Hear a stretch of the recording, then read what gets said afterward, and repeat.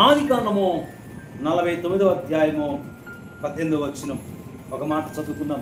మొట్టమొదటి 9వ అధ్యాయం ఆది కాండము 18వ వచనం. యెహోవా నీ రక్షణ కొరకు కనిపెట్టి ఉన్నాను. దేవునికి మహిమ కలుగును గాక. విశ్వాసి దేని కొరకు కనిపెట్టాలి అనంటే దేవుడి రక్షణ కొరకు కనిపెట్టాలి. ఇది శారీరకమైన రక్షణ అంటే కాదు, ఇది ఆత్మ సంబంధమైన రక్షణ. ఆత్మ సంబంధమైన రక్షణ కొరకు క్రైస్తవుడు కనిపెట్టాలి అని దేవుని వాక్యం తెలియజేస్తుండగా, దేవుని బిడ్డ విశ్వాసికే సహోదరుగా, ఏ సహోదరి, ఈ వాక్యం వింటున్న నీవు ఇంతకాలం దేని కొరకు కనిపెడుతున్నావు? దేవుని సన్నిధిలో ఆత్మ సంబంధమైన రక్షణ విషయంలో నువ్వు కనిపెట్టే ఒక ఆలోచన ఉందా? ఆత్మ సంబంధమైన రక్షణ కొరకు నువ్వు ఎంతగా కనిపెడుతున్నావు దేవుని సన్నిధిలో? ఏమిటి ఆత్మ సంబంధమైన రక్షణ అంటే? చూడండి, పేతురు మొదటి పత్రిక 2వ అధ్యాయం 3వ వచనంలో మనం చూస్తాం. పేతురు గారి పేరును రాయబడింది మొదటి పత్రిక 2వ అధ్యాయము 3వ వచనంలో ఒక మాట రాయబడుతుంది. ప్రభు దయాళుడని మీరు రుచి చూచి ఉన్న ఎడల సమస్తమైన దుష్టత్వమును సమస్తమైన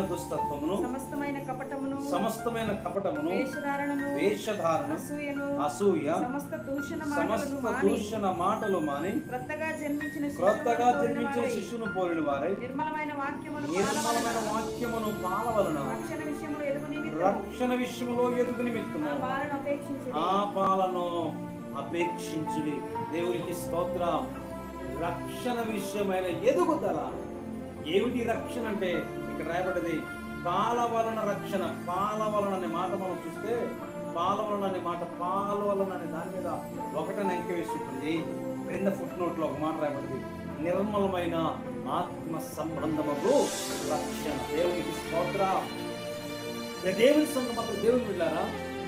విశ్వాస సహోదరుడ సహోదరి, దేవుని విషయంలో మన క్రైస్తవ జీవితంలో మనం దేని కొరకు కనిపెడుతున్న ఆత్మ సంబంధమైన రక్షణ కొరకు మనం కనిపెట్టే వారమై ఉండాలని దేవుని వాక్యం తెలియజేస్తుంది.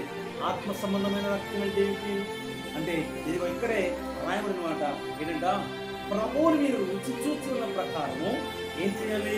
సమస్తమైన దుస్తత్వమును విడిచిపెట్టాలి, సమస్తమైన కపటమును విడిచిపెట్టాలి, వేషధారణ, అసూయ, సమస్తమైన దూషణ మాటలు మాని ఎలా అంట కొత్తగా జన్మించిన శిశువు వలె మనం జీవించే వారమై ఉండాలి. దానిని ఆత్మ సంబంధమైన రక్షణ అన్నారు. దేవునికి మహిమ కలుగును గాక. ఈరోజు దేవుని సన్నిధిలో నీవు దేని కొరకు కనిపెడుతున్నావో ఒకసారి ఆత్మ పరిశీలన చేస్తాను. మోకరించినప్పుడు, దేవుని సన్నిధికి వచ్చినప్పుడు, దేవునితో గడుపుతున్నప్పుడు ప్రభు ఎత్తు నుంచి ఏమి కనిపెడుతున్నావు? భక్తులు అంటున్నాడు, యెహోవా రక్షణ కొరకు నేను కనిపెడుతున్నాను. ఆది కాలంలో రాయబడిన యెహోవా ఈ రక్షణ ఏమిటంటే అక్కడ యెహోవా రక్షణ యేసుక్రీస్తు. యేసుక్రీస్తు కొరకు కనిపెట్టారు. యేసుక్రీస్తు ఇచ్చిన రక్షణ కొరకు కనిపెడుతున్నారు. ఈరోజు దీని కొరకు నువ్వు ఆరాధపడుతున్నావు, కనిపెడుతున్నావో ఆత్మ పరిశీలన ఏముంది అంటే ఇదిగో సమస్తమైన దూషణ మాటలు మాటం ఉంది, కపటము లేదు, అసూయ లేదు, ఇంకేముంది ఏమండి? సమస్తమైనటువంటి ఆ వేషకారణ లేదు. అన్నిటిని మాని కొత్తగా జన్మించిన శిశువులను మాత్రమే ఆత్మ సంబంధమైన రక్షణ. మేము రక్షించబడ్డామండి, మేము బాప్తిజం పొందామండి, మేము మారమనసు పొందామండి. ఇదిగో మేము కొన్ని సంవత్సరాలుగా ప్రభువుని వెంబడిస్తున్నాం, మా వంటి భక్తులు లేరున్నట్టుగా నేను ఎందరో క్రైస్తవులు ఉన్నాం. నేనంటాను నిజమే, నువ్వు బాప్తిజం పొందావు, ఏదో కోటల్లో బాప్తిజం పొందావు, ఎక్కడో వాక్యమే బాప్తిజం పొందావు, నేను కాదనట్లేదు. కానీ ఆత్మ సంబంధమైన రక్షణలోనే ఉన్నావా? ప్రతి దినము ఆత్మ సంబంధమైన రక్షణ కొరకు ఎదురు చూస్తూ ఉన్నావా? మన దైనందిన జీవితంలో దేని కొరకు మనం కనిపెట్టాలి? క్రైస్తవులుగా, దేవుని పిల్లలుగా ఆత్మ సంబంధమైన రక్షణ కొరకు. నిర్గమకాండం 14వ అధ్యాయము 13వ వచనంలో ఒక మాట ఉంది ఏంటంటే, రక్షణ అంట శత్రువును దూరం చేస్తుందంట. దేవునికి స్తోత్రం.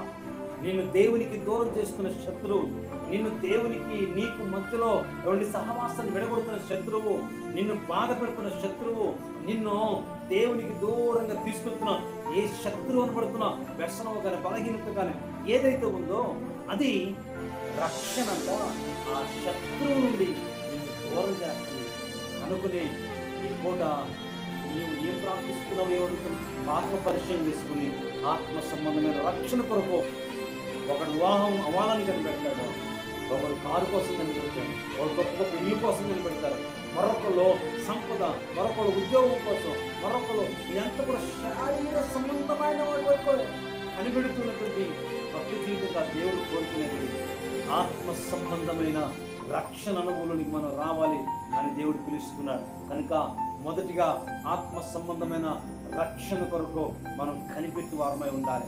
అలాగ కనిపెడుతున్నాము అనడానికి నిదర్శనం ఏమిటంటే, ఇదిగో సమస్తమైన దుష్టత్వం నుండి మనం విడుదల పొందాలి. సమస్తమైన కపటము, వేషధారణ, అసూయ, సమస్త దూషణ మాటల నుండి మనం విడిపించబడి వదిలిపెట్టి కొత్తగా జన్మించిన శిశువు వలె మనం మార్పు చెందు వారమై ఉండాలి. మొదటి విషయం